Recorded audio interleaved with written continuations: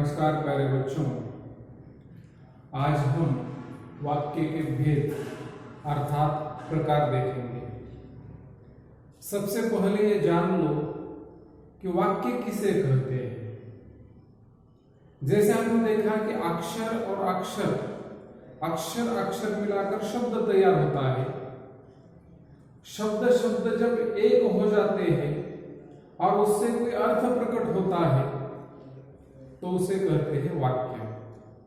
ऐसा नहीं कि शब्दों का समूह है और उस शब्दों के समूह से कोई अर्थ प्रकट नहीं हो रहा है तो वो वाक्य नहीं है।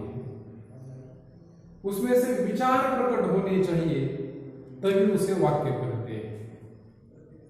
अक्षरों से शब्द बनता है, शब्द शब्दों से वाक्य बनता है, वाक्य से परिच्छेद बनता है, परिच्छेद से पाठ बनता है और अनेक पाठों की किताब या अनेक कविताओं की किताब बनती है। तो आज हम देखेंगे वाक्य। जैसे कि पहला वाक्य देखो, यहां पर है देश एक भारत महान। शब्द का समूह है लेकिन अर्थ नहीं प्रकट हो रहा है, अटपटा लग रहा है, गलत लग रहा है देश एक भारत महान, लेकिन उसके नीचे देखो भारत एक महान देश है। मतलब इन्हीं शब्दों को सुसूत्रताबद्ध से या एक विचार की दृष्टि से एक पंक्ति में लिया गया और उससे विचार की पूर्णता प्रकट हुई तो यह हो गया वाक्य। वाक्य का अर्थ क्या है? शब्दों का सार्थक समूह जिससे विचार की पूर्णता प्रकट होती है उसे वाक्य कहते हैं। जैसे कि विद्यार्थी पाठशाला में पढ़ते हैं,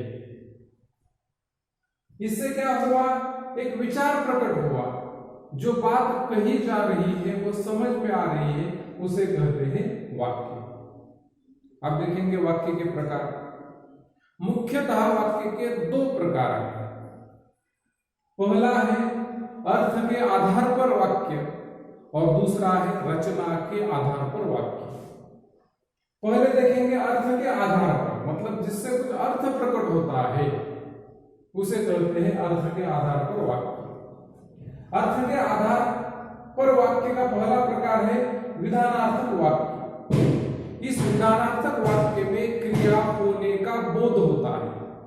जैसे कोई विधान करता है, कोई कहता है, अपनी बात प्रकट करता है और उस बात से ये पता चलता है कि क्रिया होती है, क्रिया की पूर्णता का या क्रिया की होने का बोध होता है, सूचना मिलती है, उसे कहते हैं विधानात्मक वाक्य।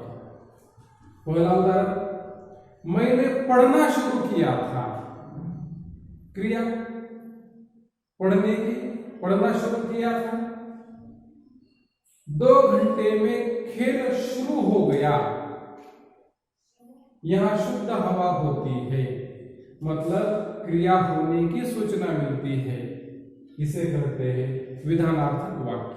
हम कहते हैं ना कि देश के प्रधानमंत्री ने यह विधान किया, किसी खिलाड़ी ने यह विधान किया और वे उस विधान से क्रिया होने की सूचना मिलती है, उसे कहते हैं विधानार्थक वाक्य। दूसरा प्रकार है निषेधार्थक वाक्य। इससे बिल्कुल उल्टा है इसका अर्थ। क्रिया न होने का बोध जिससे होता है उसे कहते हैं निषेधार्थक वाक्य। इन वाक्यों से पता चलता है कि क्रिया नहीं हुई। उदाहरण देखिए, पहले हमें उधर की चिंता नहीं थी, नहीं शब्द आया। वे अपनी गाड़ी नहीं बेचेंगे, यहां लोग नहीं आते। मतलब हर वाक्य में नकार है, नहीं है, तो इसे कहते हैं निषेधार्थक वाक्य। तीसरा प्रकार प्रश्नार्थक वाक्य। ये बहुत ही आसान है। जिस वाक्य में प्रश्न पूछा जाता है या प्रश्न का बोध होता है उसे कहते हैं प्रश्नार्थक वाक्य। हम जानते हैं कि प्रश्न किन शब्दों से पूछा जाता है। क्या, कहा, कब, कैसे, कितना, ये जो शब्द है इससे प्रश्न पूछा जाता है। जैसे कि देखिए, क्या बाबूजी आ गए, पहला वाक्य, आप किसे अपना आदर्श मानते हैं? क्या बाबूजी आ गए? आप कहां जा रहे हो? किसे, क्या, कहा, इन शब्दों से प्रश्न पूछा गया है। मतलब जिस वाक्य में प्रश्न पूछने का बोध होता है उसे कहते हैं प्रश्नार्थक वाक्य। चौथा प्रकार है आज्ञार्थक वाक्य। जिस वाक्य में आज्ञा दी जाती है, आदेश दिया जाता है या प्रार्थना भी की जाती है उसे कहते हैं आज्ञार्थक वाक्य। ज्यादा तौर पर आज्ञा दी जाती है, आदेश दिया जाता है। जैसे कि देखो, 3 लोगों के रहने का इंतजाम करो, मुझे हर सप्ताह एक पत्र मिलना ही चाहिए। पहले वाक्य में आज्ञा दिखाई देती है, दूसरे में मिलना ही चाहिए, यहां पर भी आज्ञा है, लेकिन प्रार्थना भी हो सकती है कि मुझे हर सप्ताह एक पत्र मिलना चाहिए। अब राजप्रथा मिटा दो, मतलब इन वाक्यों में क्या किया गया है? आज्ञा दी गई है। इस प्रकार अर्थ के आधार पर जो प्रकार है वो 8 प्रकार है। उसमें के 4 प्रकार हमने देखे, जिसमें क्रिया होने का बोध होता है या सूचना मिलती है, वो है विधानार्थक वाक्य। क्रिया न होने का बोध होता है उसे कहते हैं निषेधार्थक वाक्य।